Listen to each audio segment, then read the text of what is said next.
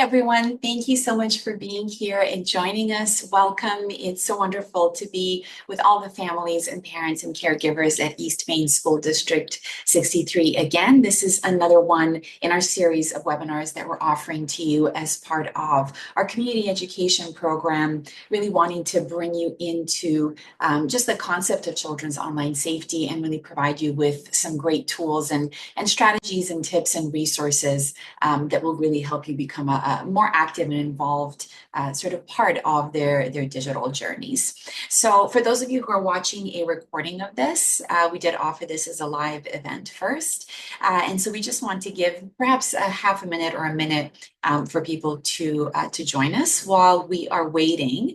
I'm going to take a look at our attendee list. I can see that we have Becky there. Becky, I know that you have little ones at home, but if you're able to, I just want to invite you to unmute and just say a few words of welcome before we begin. Yes, hello everyone. I am Becky Lim, the Director of Technology for East Main School District 63. Very excited to have Teodora back with us again this month to talk about cyberbullying. This is incredibly relevant in our district, as well as every district across the country.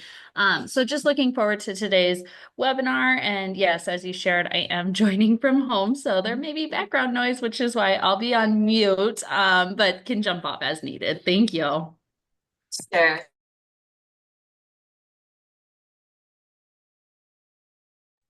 I can see that I was muted there for a second. Sorry about that, everyone. I just wanted to say a big thank you to Becky and to the whole district for partnering up with us and offering these really wonderful resources to the community. It's really a pleasure to be able to offer all of these resources to you. So if you bear with me, I'm going to start sharing my slides with you.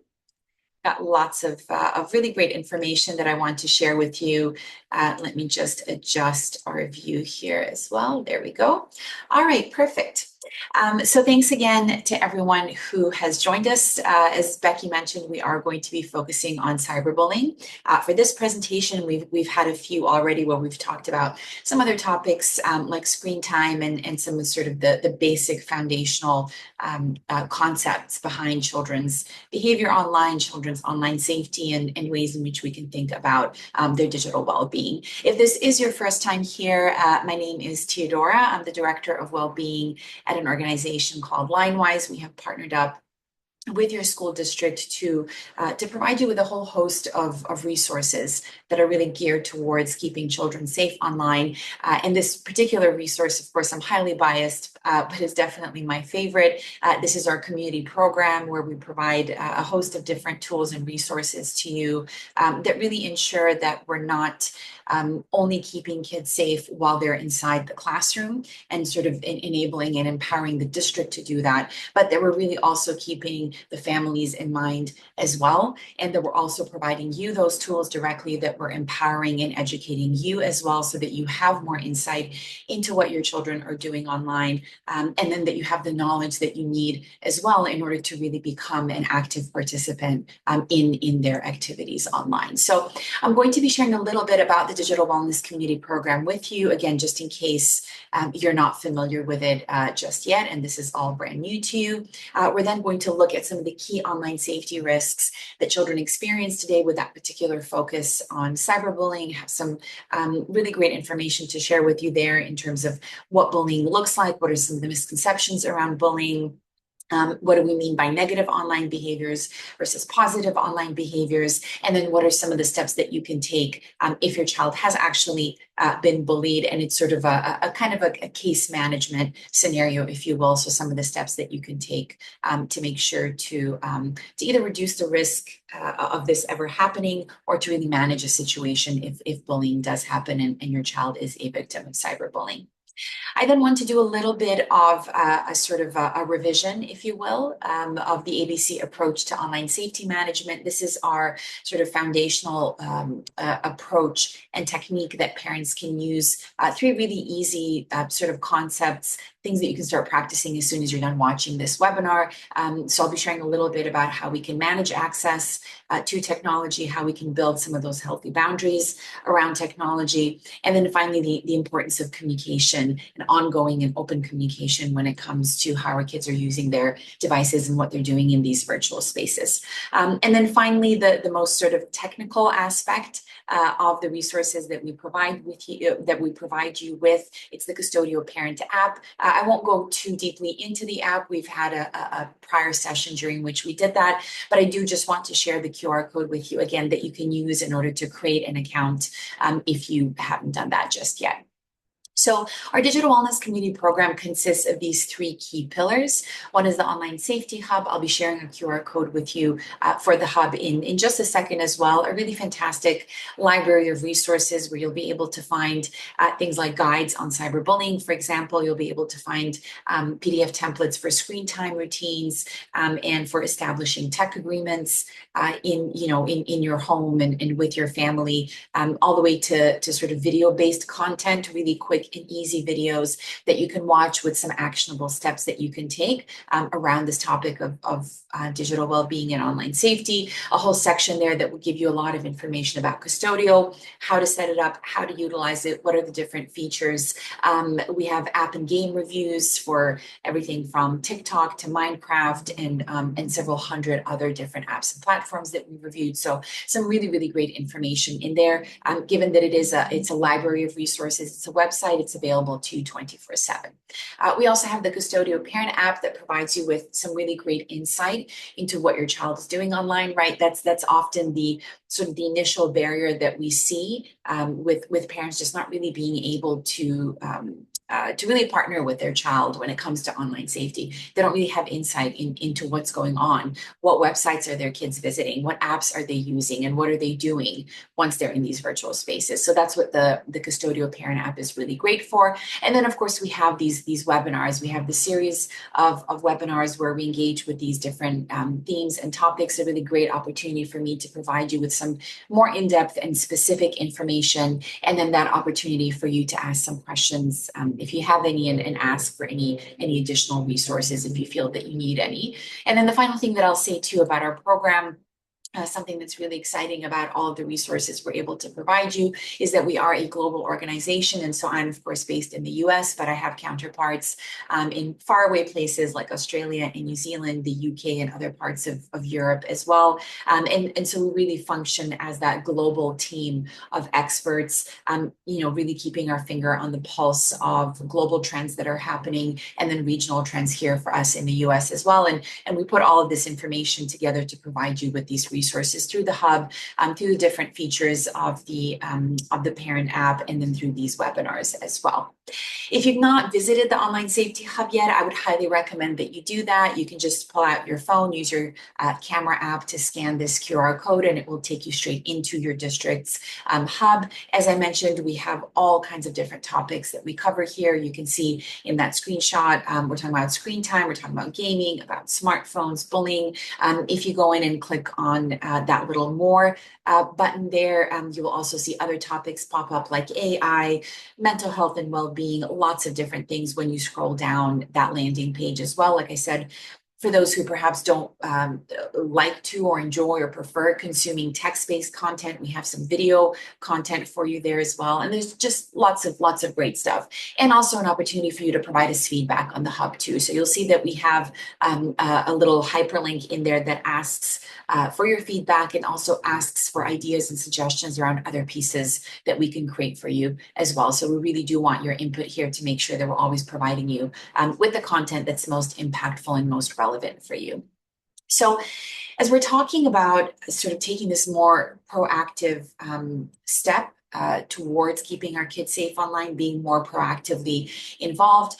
Sort of before we dive into some of those steps we can take and the solutions, we need to sort of recognize and be aware of what some of those risks are as well. And this is sort of the lay of the land, if you will, in this moment in time, some of the key trends that we're seeing and the 8 sort of main or key online safety risks that we see children potentially encountering when they're online, whether they're visiting websites, they might be playing really simple educational games. If they're younger, it could be through social media once they're older, and gaming platforms, even within the context of emailing and texting as well. But it's really great for you to be aware of what these sort of key problematic areas are, so that you're familiar with them, so they're not also surprised in case your child does come home one day, or you hear from their teachers or from someone else at the school or district, saying, we've had this issue. And then resources like the Online Safety Hub, like these webinars, like the Custodial Parent app, can really step in there to make sure that you're informed and educated on all of these, that these don't seem quite as scary as they maybe do initially when you first learn about them, and that, again, you know what to do in case these issues do come up. And so today, of course, we're focusing and really zeroing in specifically on that issue, on online bullying and on toxic behavior. And the first thing that I want to share with you is one of the key sort of obstacles or barriers really that we have to helping kids with this issue, and to then also trying to reduce the likelihood that children will encounter this risk when they're online. What we found is that one of the key stumbling blocks is how teens actually think about bullying. When we say the word bullying, what are the things that sort of come up in their mind, and how they think of their own behavior in the context of bullying when they're online. So what we found is that they don't quite think about online bullying in the same way as we do. And so this is one of the key areas of opportunity for us as well, in terms of really educating our teens around what we mean when we talk about negative online behaviors. And that might even be a better term to use as opposed to bullying. So there was a study done a couple of years ago that looked at a pretty large population of teenagers, so about 10,000 teenagers. 21% of them said that they had excluded somebody online, right, from a conversation or an interaction of some kind. And 1 in 3 also said that they had said something not so nice to somebody else while they were online. However, when they were very directly asked, have you actually cyberbullied somebody online, only 12% of them said that they had done that, right? So if you look at the numbers, the math doesn't really add up. And so it's a really important thing for us to be aware of, that language there can, and the meaning can sometimes sort of get in the way. And of course, this is a huge problem for us in the US because we do find that a majority, an overwhelming majority of teens have been bullied or harassed online in the US. So what are these negative online behaviors? What do we mean when we say bullying? And these are important concepts for kids to be aware of as well. We do find that most of them are aware of things like impersonating. They already know what that is. They already know what screenshotting is. They know what insult tagging is as well. But it's really important for parents and caregivers and families to be aware of this terminology as well, so that they can make that connection for kids. When we talk about hacking, that is a negative online behavior. That is cyberbullying. When we talk about screenshotting and sharing personal, private information with other people, that also falls under the category of negative online behaviors. Insult tagging is something that happens relatively often, polling as well. Those are a couple of the ones that I would say parents are perhaps the least aware of, impersonating as well. So I'll just go into those ones just a little bit, sort of to clarify them for you in case you're not familiar with them. And I'll use Instagram as an example sort of platform. It does tend to happen there quite often. Insult tagging, one example of that can be, for example, a picture of an animal. It could be a sort of a cartoonish like depiction of somebody or something that is not very complimentary, and then tagging a person that you kind of want to insult, saying that they look like a particular animal or some other object, and it's not very flattering. Polling can be things like it could go both ways. Who is the most attractive, least attractive person in our class? And then listing out, a list of names, and then asking people to vote. Impersonating, we again see this happening on Instagram relatively often, where young people will create accounts essentially impersonating their friends. So these are fake accounts. These are accounts that were not created by those people. but they will create these accounts and then post all kinds of different things that can potentially get that person into trouble and make it seem as though they've said things or believe in things or have done things that they haven't actually done. And then just screenshotting finally, the word really tells you what the behavior is. But I think this is a particularly important one, not only when it comes to negative online behaviors, but privacy as well. Of course, we all have the ability to really screenshot anything on our devices, tablets, and smartphones. But this is a really important conversation starter when it comes to privacy and protecting our personal data. A really great conversation starter with kids. Even if you've never talked to them about online safety, this can be a great way to initiate that conversation and talk about what is and isn't appropriate information to share, and when do we want to make sure that we're not only protecting our own privacy, but other people's privacy too. Of course, as we move through 2025, so many conversations around AI being used for all kinds of problematic things, but AI generated deep fakes are certainly becoming a big problem. For us in the US, some positive news there is that there are some bills being put forward and being voted in as well. So the Senate has passed what's referred to as the Take It Down Act, which would provide a lot of protection around using AI generated images to bully and harass other people. So that's a really positive thing. But the bottom line, really, the simplest way of thinking about it is bullying, and it is a negative online behavior if this has seriously upset someone, if it has embarrassed somebody, and if it has damaged their reputation as well. However, we don't only want to talk about the negatives, and this is especially the case if you find that your child has been the bully. We often talk about being the victim of bullying, but we don't as often talk about, well, what do I do if my child was actually the bully and was actually engaging in these negative online behaviors? It's not enough to only tell kids what we don't want them to do. It's really important that we kind of set an example and that we give them reference points for the types of behaviors that we do want them to engage in, whether they're offline or online. And so this is a key list of really important positive behaviors, again, offline as well, but particularly online, sort of questions that maybe we all want to ask ourselves before we engage in any kind of exchange online. So are we sort of communicating with kindness? Are we being thoughtful in terms of either our reply, in terms of what we're liking, the kind of content we're liking, the kind of content we're putting online, the kind of content that we're sharing as well. Really trying to encourage empathy and perspective taking. So asking questions like, if you were in this person's shoes, how would you feel or think about this, right? Really encouraging our children to kind of step outside of themselves and step into the life of that other person, understand what things sort of look and feel like from their perspective. And then, of course, critical thinking in all of this. One of our biggest jobs as young people's teachers, as their coaches, as their guides, as their parents and grandparents and other family members is really teaching them how to critically think. And many, of course, challenges exist when it comes to doing that online, but I still think some of these positive behaviors can really be our guide in doing that.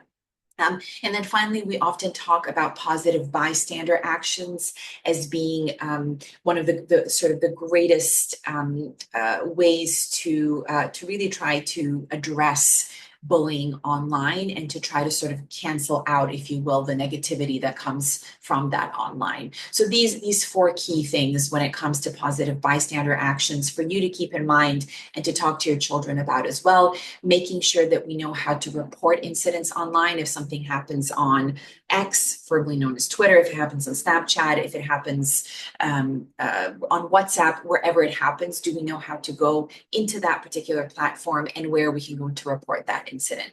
Blocking and removing users, one of the most effective ways to really distance ourselves from the negative impacts of bullying. And then those positive, proactive behaviors in terms of showing support for people online, for our friends, for peers, even strangers who are maybe experiencing bullying. And then also making sure that we don't amplify the toxicity and that we don't amplify the harm. And we've seen how this can happen through likes and through shares. Those are perhaps two of the key ways, sharing of content in particular, that can really amplify the negativity online. So making sure that we talk to our kids about those elements there as well. And questions around what you can do as a parent in case not necessarily if your child is a bully, but in case your child has actually been bullied. So what are sort of some of the signs that you can look for there? Certainly behavioral changes, and you have a front row seat to that, so you'll be able to notice those and to really detect those faster than anybody else can. Sometimes they might be acting out. Sometimes you might see that they're severely withdrawn suddenly, and are not really as sort of interactive and responsive and perhaps as positive as you're maybe used to them being. But then also if you're having a hard time just sort of silently in your corner as a parent detecting this, it's also okay to be proactive about asking them. I always like to say that webinars like these and the information that you get from webinars like these, your experience of attending these types of educational sessions can in themselves be a really great conversation starter. And so you could say, I watched this webinar and I learned a little bit about screenshotting, and I learned a little bit about insult tagging. Is that something that happens in your class or among your friends or during your after school activities, or whatever setting it is, and just sort of gently starting to initiate that conversation, even if your child is a little bit on the younger side. If they have a smartphone device and they're communicating with other kids through that device, it's very likely they've had some type of interaction or some taste or some sense of these negative online behaviors. So don't be afraid to ask them that. We can support them through things like open listening. So again, using some of those conversation starters to initiate talking about these topics and really being open and non-judgmental as we listen to their experiences online. Obviously, I don't need to tell you that the presence of technology has just sort of infinitely complicated human relationships and interactions. And we see this online with young people all the time. So it's really important that we're open and non-judgmental and really prepared to hear them out when they talk about these types of negative behaviors, that we really help them problem solve. One of the best questions to ask is, what would be your sort of version of an ideal outcome in this particular situation? And then really positively modeling. So the way we use our own devices, the way we communicate online, the type of tone and language that we use as well. And then also how we sort of intervene when as adults we experience negative things happening online, which unfortunately we do as well, right? It's not just the youth. It's really important to also mention what we want to avoid doing. And the reason it's really important to mention this is because through different types of research and polling and anecdotal sort of data that we've collected over the past, I would say about 5 to 10 years, when we ask young people why they don't share about their negative experiences online, these are typically the reasons that they give.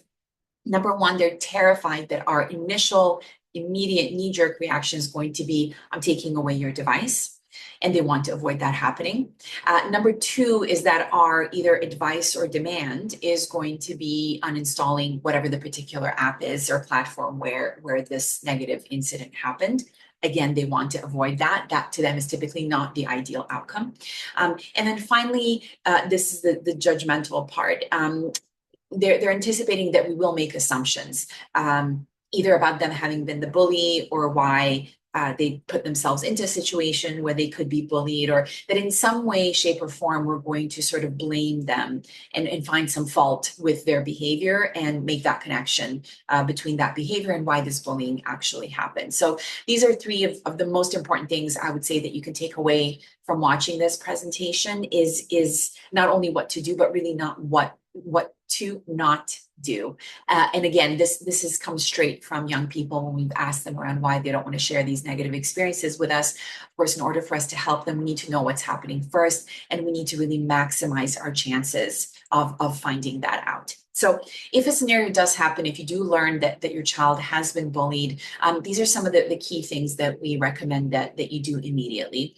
For one, and this applies to only text-based interactions, taking screenshots so that you have them sort of as evidence, and then removing the content immediately. This is not recommended in cases where nudes have been captured and shared, and there are legal reasons for that. So we always recommend that you find out whatever the legal implications are of that in your state and sort of the part of the country that you're living in, because there might be some variations there. But with nudes, we definitely don't want to be taking screenshots of those, even when they're nudes of our own children. I mentioned reporting earlier on the platform where this incident would have happened. Make sure that you familiarize yourself with that. You'll be able to find some information about that inside the hub, and make sure that your child is aware of how to do that as well. And then again, ask them how they would like you to get involved. So what would be their sort of ideal outcome, and how can you really serve as a resource there. Make sure that you know how to block different users or accounts, how to hide comments as well. That's possible on a lot of different platforms. Ignoring the bully is one way of doing it as well, perhaps the least ideal ones, but that is something that we can do. Certainly taking a break from that particular app is an option. We don't have to sort of full on uninstall it, or even forbid our child from interacting with it. And then if we're talking about gaming environments, we can change servers or rooms or games as well if we just can't seem to sort of distance ourselves enough from that bullying. And then, of course, finally, if you need the help of the school or district, even law enforcement, to take that step as well. So shifting into a more sort of high-level overview outside of just those particular scenarios of bullying, looking at that foundational approach to online safety management at home. And you'll notice that a lot of these do also apply to bullying. They will apply to things like screen time, they will apply to privacy. They will really apply to all 8 of those key online safety risks that I shared with you earlier. We're talking here, of course, about managing that access to technology, as I've mentioned earlier, building those boundaries around technology, and then how we communicate about it as well. And what I'd like to share here before I begin with the ABCs with parents is a key reason why it's so important that we not only kind of implement this approach with our kids when they're young, but that we really maintain it as they get older. Of course, with that flexibility to change our approach a little bit as they mature, as they become more independent, as they gain those skills that we really need them to. This has to do with brain development and how our child's brain development can really influence our approach to online safety management, but how it influences sort of the risks that they might encounter when they're online. So what we found is that sort of this age range, about 12 to 15, is most vulnerable to encountering some of those risks that I shared with you earlier. And so, of course, we want to know why, what are some of the factors impacting this? And it looks like there are 2 key ones. One is certainly their access to technology. In the US, by the time a child is about 11 years old, perhaps even 10, this age is starting to become sort of younger and younger. An overwhelming majority of children in the US, it's something like 80 or 90%, own their own smartphone, right? So the access to technology is really, really high by the time a child is sort of entering middle school, so around that middle school age, certainly by the time they're in high school. They have this increased sort of urge to be independent, autonomous, to do things by themselves, but their thinking is still quite irrational, and their ability to think critically, to control their impulses, to self-regulate is still not quite where we want it to be, because the way the brain develops is a little bit lopsided. Some parts develop relatively quickly, and then there are others that are not quite developed yet, and this is where we, as their caregivers, play a really key role to almost be that part of the brain that hasn't been developed quite well yet. And so with this combination of sort of lopsided brain development, if you will, increased access to technology, we do see that children then experience many more risks online. We see this happening offline too, right? Risk taking is very elevated during that adolescent period. And so we want to make sure that even as our child is getting older, as they're becoming a teenager, certainly an older teenager, that weird phase where they're a child and they're not a child at the same time, we want to make sure that we're still there with those consistent boundaries, that we make our expectations very clear to our children. But as I said, that we're not rigid. So we want to make sure that we keep changing and adjusting these rules as they get older, but that we still maintain the rules nonetheless, that we're still really there to, a phrase that's often used is scaffold. So to really scaffold their experiences, both online and offline. And so what we want to do here is be mindful of what our children have access to and when they have access to it, right? So using parental control tools to block or manage access. Age appropriate use is more important than I can even communicate. So using tools like your online safety hub to check for age recommendations. So if you have an 8-year-old who says, I really want to get on TikTok, you go into the Online Safety Hub first, you read up a little bit about that platform so that you're clearer on whether that platform is actually appropriate for your 8-year-old. And then turning on any of those built-in what we call native internet filters. So enabling things like Google Safe Search, YouTube restricted mode as well. And if you're not a tech savvy parent, which many aren't, that's totally fine because we have instructions on how to do that and guides on how to do all of these things inside the Online Safety Hub.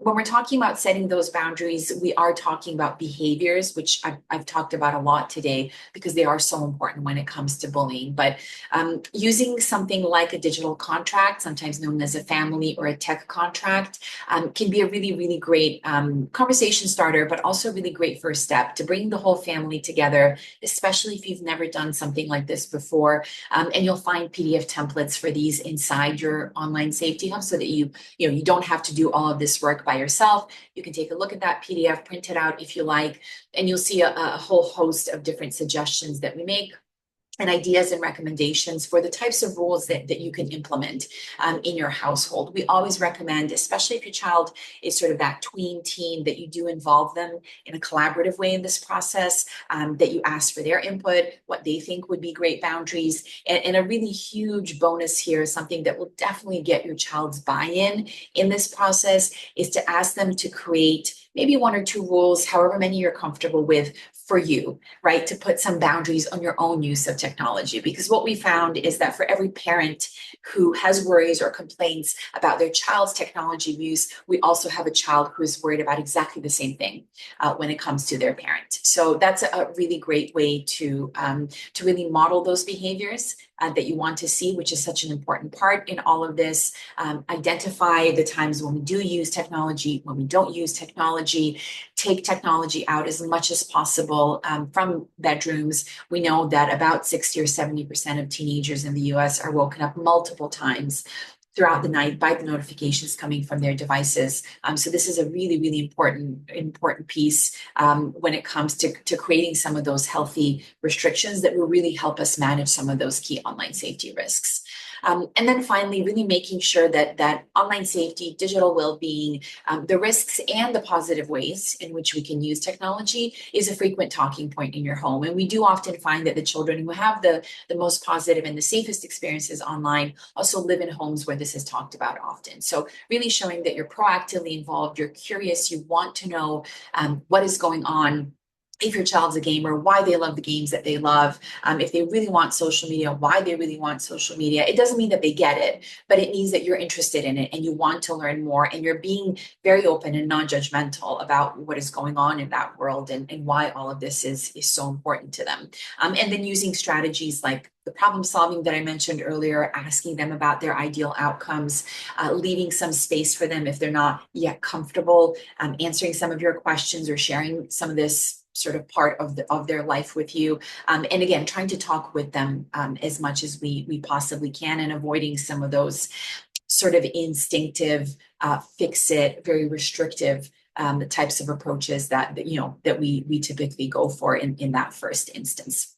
And finally, to wrap all of this up, the Custodial Parent app is one really fantastic way to implement that ABC approach to online safety management. So all of the sort of the tips and the strategies that I shared with you here in terms of having those conversations, in terms of placing some of those boundaries, managing access, you can do all of that conversationally with your child. You can also do all of that via the Custodial Parent app because it has all of those features that will enable you to do that so that you can really kind of complement your parenting approach with this tech-based approach and tech-based solution to some of these issues that we see online. So if you scan this QR code, again, you can just use your camera app to do this. It will take you to a special landing page, right, that's designated for the parents in your district, at your district. This will enable you to create an account if you haven't done that yet. It is a very, very simple process, but I will share with you an email that you can use in case you do run into any issues once you start doing that. And I have one really fantastic resource that I want to share with you at the very end. and our custodial team does a really great job a few times every year of coming together, looking at the fantastic information that we're able to gather from parents and from kids in terms of how they're utilizing the custodial parent app.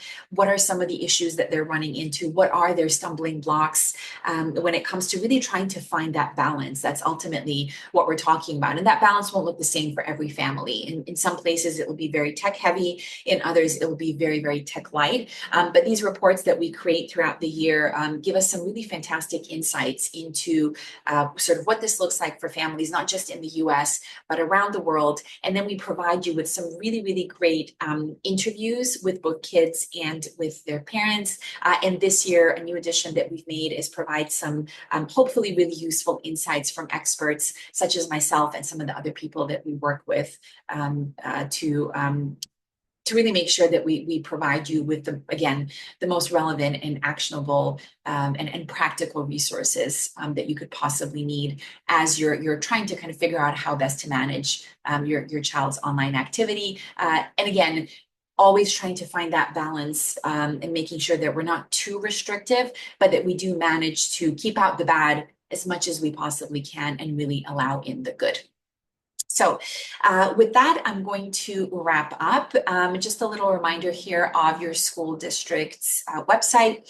You'll be able to find the Online Safety Hub linked there. And then once you go in there, you'll be able to find all of the guides and the templates and all of that information that I've shared with you, as well as information on Custodio. And also, if you haven't set up that account yet, you'll be able to find a link to do that from inside your Online Safety Hub as well. So that's been linked in there for your convenience as well. If you do run into any issues, please email myschool@custodio.com.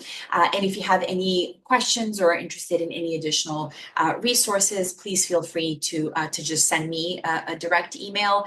If you're looking for any resources inside the hub and need some help navigating it, I'd be more than happy to sort of point you in the right direction there. So before we close out, Becky, if you're able to, I just want to invite you once again to perhaps unmute.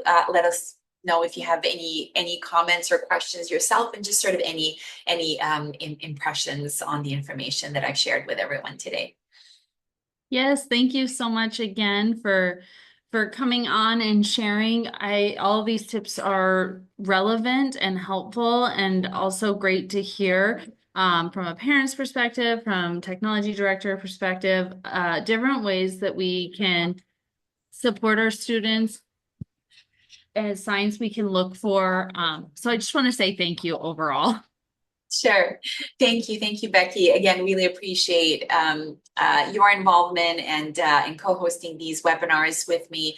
In case anybody has any questions, again, you can reach out either to Becky or myself. We're always happy to provide you with more resources and more information. I want to thank you as well for taking out some of your time, I know your very busy schedules as parents to watch this webinar, to educate yourself, to inform yourself, to make sure that you have some insights into your child's online behavior. This is becoming increasingly important for us to do. We are finding that children are really starting to spend sort of most of their waking hours in these virtual spaces. And so if we're going to try and help them there and make sure that they're having a positive and a healthy and a productive time there, we really need to have some insight into what they're doing in these spaces. I will be sharing, I can see that we have a question coming in with regards to the recording of this webinar. I will be sharing a recording of this webinar with Becky. This is just for our participants who are here live. And then Becky will make sure that this is easily accessible to all of you. So once again, thank you. I hope you have a fantastic rest of your day and your week. And I'm looking forward to seeing you for the next one. Thanks.